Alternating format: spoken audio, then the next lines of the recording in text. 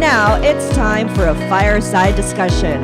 To talk about simplifying the pathway to the metaverse, let us welcome Nathan Smale of Emfarsis. Joining him are Mandhyan from Metaverse Go and Crisela Magpayo-Cervantes of Globe.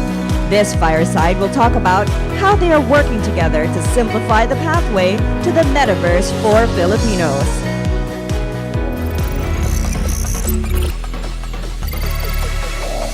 Out of this universe gaming? Posible to. Access to games and guilds? Posible to. Mint, get, and collect NFTs? Posible to. Metaverse Go credits in the real world? Posible to. With Globe and Metaverse Go, so much is possible.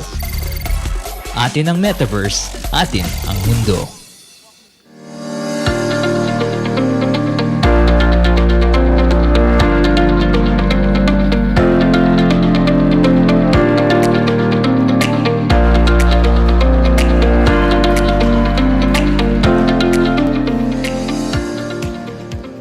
Hi, welcome. So I'm Nathan, Director of Emfarsis.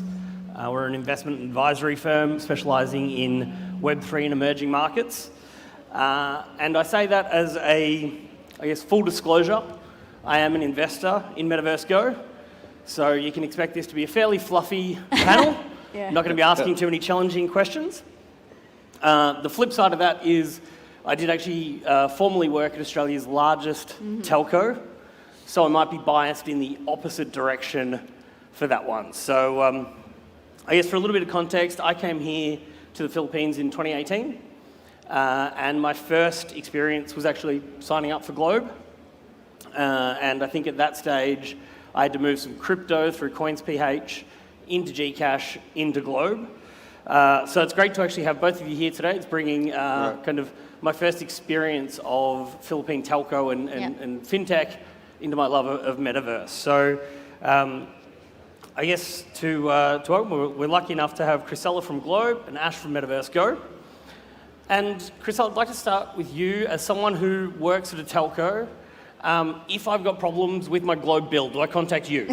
Is that the go-to? We always make sure that customers go first. So, but before I answer that question, very important question, I just want to say good morning to everyone. I think it's incredible to be here. And I feel underdressed. I did not get the memo, but you're certainly more Filipino today than I guess we are. Certainly not Ash.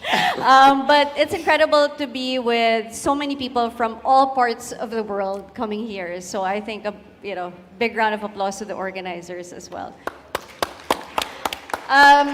Yes, so I think it's interesting you talk about Globe as a telco because traditionally that's how people know us, and that is kind of the core of who we are, of how we started our business. But the history, and I guess why this is such an important space for us is because as a brand we really believe in serving our customers' needs, right, and enriching their lives. So while in the, I think, first day, they talked about the history of Web 1, Web 2, and now Web 3, so much of that was also shaped by Globe. So we became the social media capital of the world because we were the first to make Facebook free in the Philippines, right? We were also the first ones to bring Netflix, HBO Go, all of these partners, and soon Disney Plus. So it's really kind of in the spirit of serving our customers, and how do we make their lives more exciting? How do we make things more useful for them? And I guess it summed up really well by a conversation I had with someone recently who was a stranger, and he said, "Oh, you work in Globe." I was expecting he was going to ask me the same question that you did, but luckily it was different. He said, "Oh, ano ang bago?" Ano ang bago for foreigners means what is new. Right. Because I think in the minds of Filipinos, Globe is that brand. It's that brand that brings them new experiences, exciting things in their lives, of what is possible. So that is the long answer to your short question in terms of why this is an important space for Globe to play in.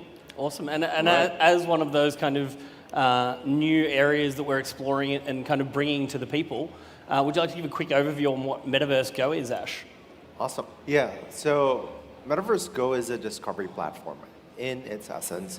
What it does is it simplifies users' onboarding into the whole Web3 experience. So we make it, and that's why there's a telco partnership, is you discover, you create an account using a mobile number, and on the platform, you are provided with curated games, curated assets that you could use in the games, and connection or connectivity with a community that can support the whole gaming, earning, or the whole understanding and learning experience that you need to go through to understand the shifts in technology and how you as individuals could adopt. So we're basically creating that little bridge. Technology moves very fast. Human adoption needs to catch up, and Metaverse Go would be the bridge for that adoption. Wonderful. Now, I guess a deeper question is, why does that matter? Like when you're looking at a typical prepaid Globe customer, you know, a young Filipino, why is access to the metaverse such an important aspect? Well, it kind of ties into why is access to education important. And to the point that Crisela had earlier, right? People are looking to discover, people are looking to learn and what's new.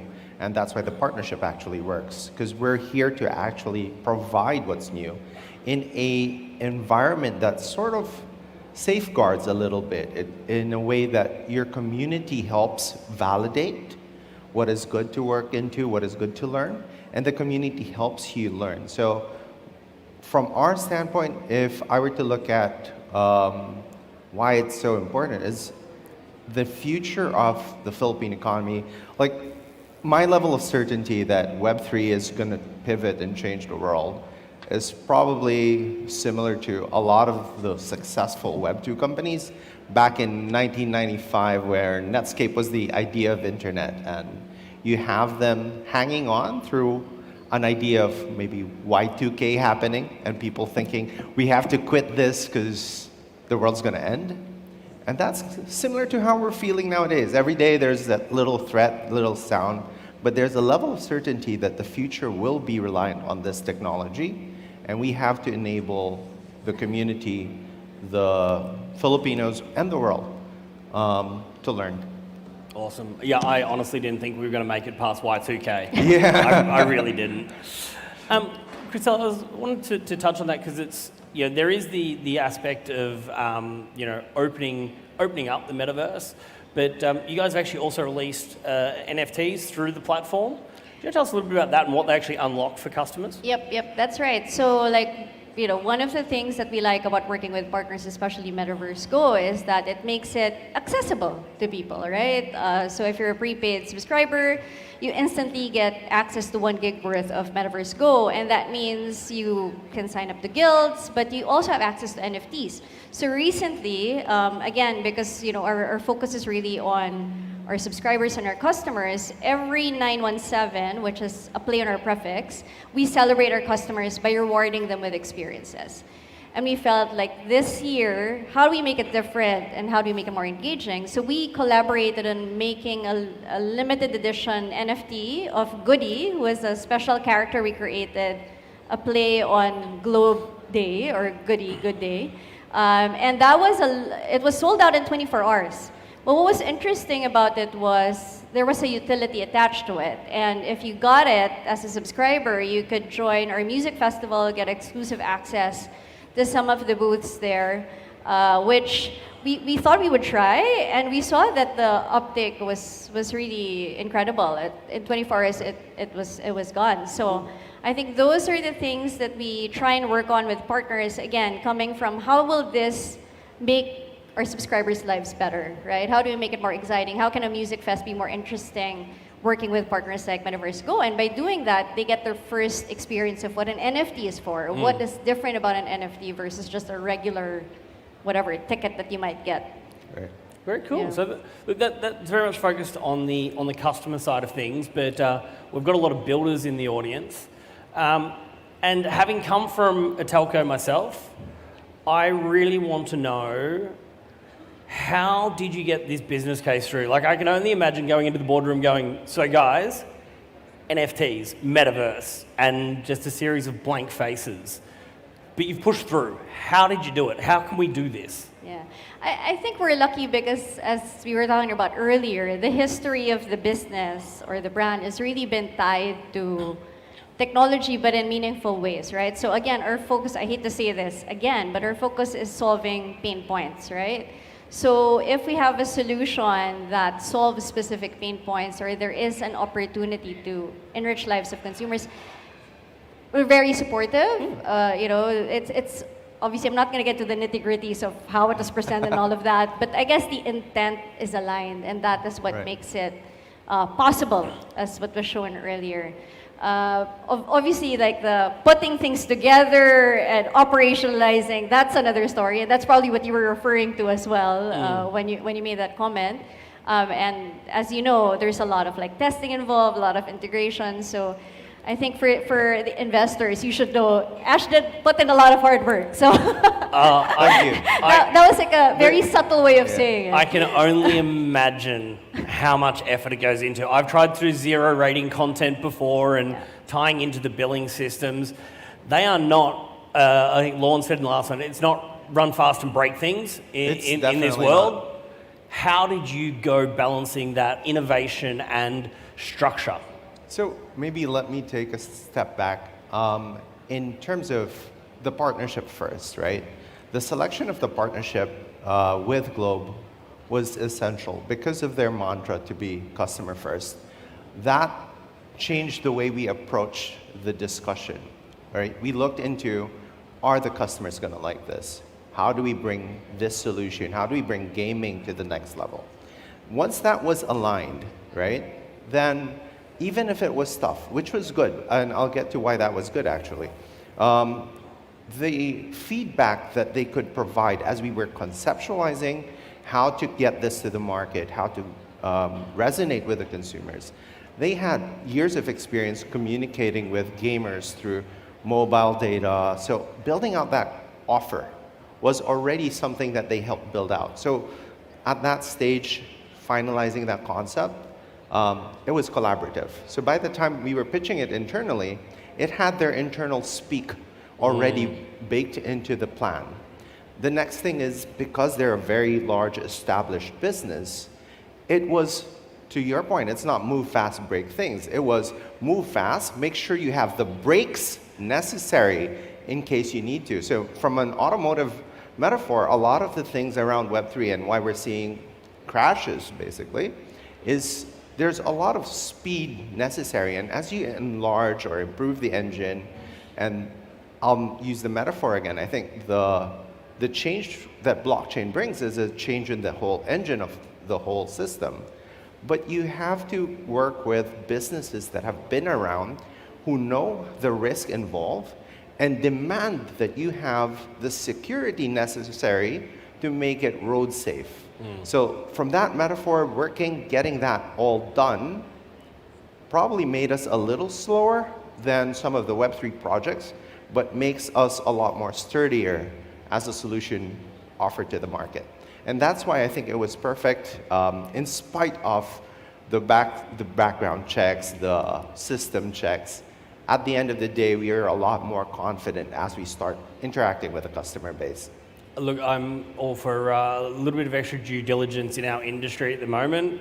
Is well worth it. We want to take products to market that are rock solid, and I think that's good. And I will actually just say, Crisela, an amazing job from Globe going down the path of the open metaverse. I think it's very easy for brands to go, oh, we're going to do it. We should, garden wall. So as someone who's a passionate believer in the open metaverse, thank you for going down this path. Yep. Is that something, sort of at the very early stages, what's possible when you look at the opportunity ahead? What's possible for Metaverse and Globe? Oh, we're just beginning. Like, we just launched, a month ago, 2 months ago. I think, as what you were saying earlier, the possibilities are endless, right? And you look at the pain points of Filipinos across, whether it's health, finance, gaming, education.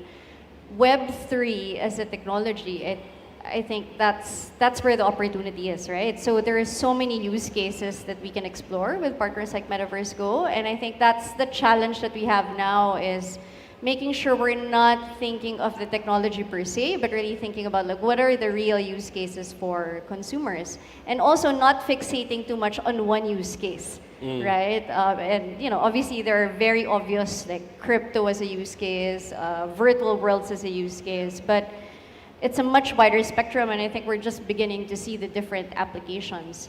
And so our focus is really looking at how this technology can help everyday pain points when it comes to education, health, finance, and wellness. And our sister company, Gcash, has already spoken about how we are tapping that in terms of financial democratization for everyone here in the Philippines. So yeah, it's definitely something we are building together, and again, trying to solve everyday pain points with the technology. Nice. Now, before I get to your kind of future plans and what's possible, Ash, I'm quite interested to know, we've seen so much adoption here in the Philippines. Do you actually find that you've got many other global telco players really looking at what you're doing and kind of going, wow, A, can I do it? And B, where do I get the users? Because the Filipinos are so hungry for this. Yeah, no, it's so interesting. We participated at a conference recently in Thailand, and I think a lot of the telcos there were quite surprised about the things we have already started in the Philippines. Because we had use cases with, we have VH Metaverse, which is kind of like our semi-immersive platform that we also use for employee onboarding. We have, Metaverse Go in terms of gaming, and how we use our rewards to convert to crypto as well. So these are all like first in market, but we realized when we were discussing with other regional telco players that these were all new to them. And so I think we really have the potential in this market because of the adoption, the just natural curiosity of Filipinos, I think. Like when you look at our food, that's already an indication of how we are very curious as a culture. Like we really absorb anything that's kind of new. And I guess it goes with technology. So that curiosity plus, I think yesterday somebody spoke about our network, right? The community aspect is really, I think, what really drives adoption very quickly.